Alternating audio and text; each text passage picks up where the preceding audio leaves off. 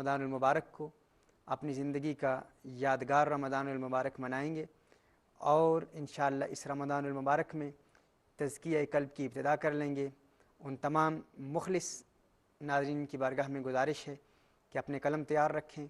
اور انشاءاللہ ابھی نوٹس لینا آپ شروع کر دیں۔ ہم نے کل جو اجمالی بیان کیا تھا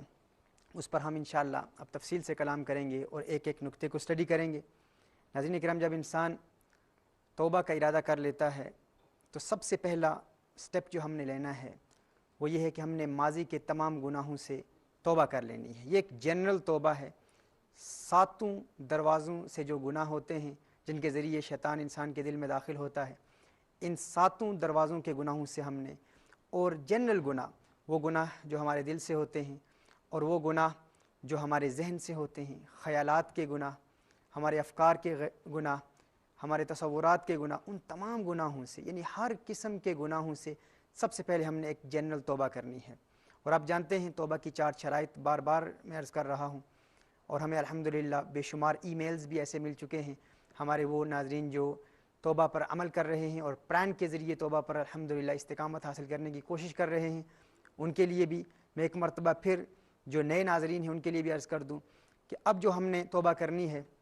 وہ ہر قسم کے گناہوں سے، پاسٹ کے گناہوں سے توبہ کرنی ہے۔ پی کو یاد رکھیں، اس میں 10 سیکنڈ لگیں گے۔ 10 سیکنڈ میں آپ سوچ لیں، یا اللہ میرے پاسٹ کے جتنے گناہ ہیں ان تمام سے میں توبہ کرتا ہوں۔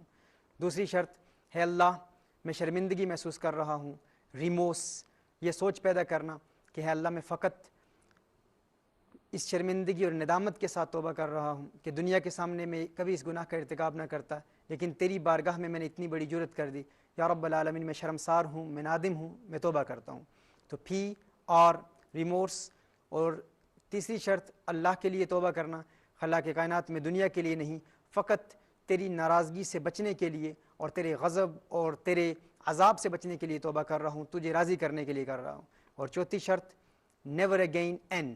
یا اللہ میں یہ پختہ ارادہ کرتا ہوں کہ آج کے بعد اس گناہ کا ارتکاب نہیں کروں گا۔ سو پی آر اے این کے ساتھ ماضی کے تمام گناہوں سے ہم نے توبہ کرنی ہے۔ ناظرین کرام، اس توبہ کرنے کے فوراً بعد ہم نے سورہ القدر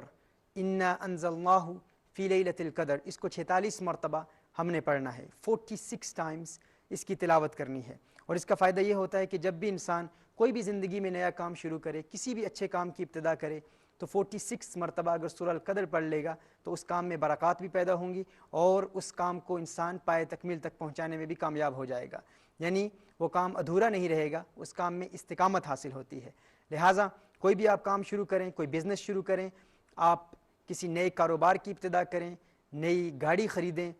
نئے گھر میں منتقل ہوں، یا آپ کسی نئے کالج میں جا رہے ہوں، نئی یونیورسٹی میں جا رہے ہوں، جو بھی نیا کام شروع کریں اس کام میں برکات کے حصول کے لیے اور اس کام میں استقامت حاصل کرنے کے لیے، تاکہ اللہ عز و جل اس کام کو پائے تکمیل تک پہنچائے، 46 مرتبہ اگر آپ سورہ القدر پڑھ لیں گے تو انشاءاللہ تعالی اللہ عز و جل اس کام میں استقامت بھی دے گا اور برکات بھی عطا فرمائے گا۔ اور اس میں یہ چاہوں گا، چونکہ اب ہمارے یہ 2-3 لیکچرز ہیں ان میں ہم صرف آپ کو قوانین بتائیں گے، دلائل نہیں دیں گے۔ ماضی میں جتنے بھی ہمارے لیکچرز گزرے ہیں ان میں ہر بات پر ہم نے قرآن کریم کی آیت بھی پیش کی ہے، احادیث مصطفیٰ صلی اللہ علیہ وسلم بھی پیش کی ہیں، لیکن چونکہ ہمارے پاس وقت بہت کم ہوتا ہے اور آپ کے ای میلز کے جوابات دینے کے لیے ہم نے آخری 4 لیکچرز کا انتخاب کیا ہے، جن میں انشاءاللہ تفصیل کے ساتھ آپ کے ذہن میں پیدا ہونے والے ارتباک اور ذہنی خلش اور انشاءاللہ ان الجھنوں کا ازالہ کرنے کے لیے بھی ہم دلائل پیش کریں گے۔ لیکن یہاں یہ سوال پیدا ہو سکتا ہے کہ 46 مرتبہ ہی کیوں، ہم 47 مرتبہ کیوں نہ پڑھیں، 48 مرتبہ کیوں نہ پڑھیں، 100 مرتبہ کیوں نہ پڑھیں؟ تو یہ جو نیومیریکل ویلیوز ہوتی ہیں ان کا فائدہ ہوتا ہے اور ان کا رسالت مآب صلی اللہ علیہ وسلم کی سنت سے بھی ثبوت ہے۔ مثال کے طور پر ہم سیدتنا فاطمہ الزہرا رضی اللہ تعالیٰ عنہ کی تسبیحات جو صحیح بخاری اور صحیح مسلم سے ثابت ہیں کہ 33 مرتبہ نماز کے بعد ہم سبحان اللہ پڑھتے ہیں، 33 مرتبہ الحمدللہ پڑھتے ہیں، 34 مرتبہ اللہ اکبر پڑھتے ہیں۔ اب اگر کوئی شخص کہے اس کا 33 مرتبہ اس کی تعیین کر دینا یا تخصیص کر دینے کے فوائد کیا ہیں، تو اس کی حکمتیں ہیں۔ اب یہ ہمارا موضوع نہیں ہے، ہمارا موضوع اب عشق کا موضوع ہے، اور یہ سوالات عقل سے تعلق رکھتے ہیں۔ وہ ہے کہ کھیتی میرے فلسفہ کی پکتی ہی نہیں، تدبیر سے تقدیر چمکتی ہی نہیں، ہر بار منہ کی کھاتی ہے لیکن پھر بھی یہ کیا وہ کیوں سے عقل تھکتی ہی نہیں۔ یہ عقل کے سوال ہیں ناظرین، اور عقل کے سوالوں کے جوابات اگر ہم دیتے رہے تو وقت بہت گزر جائے گا ہوئی مدت کے غالب مر گیا پر یاد آتا ہے وہ ہر ایک بات پہ کہنا کہ یوں ہوتا تو کیا ہوتا۔ یہ سوالات ہمیشہ ذہن میں پیدا ہوتے رہتے ہیں، لیکن ہم دل کی دنیا آباد کرنے کی کوشش کر رہے ہیں۔ عقل عیار ہے، سو بیس بدل لیتی ہے، عشق بیچارہ، نہ ملا نہ زاہد نہ حکیم۔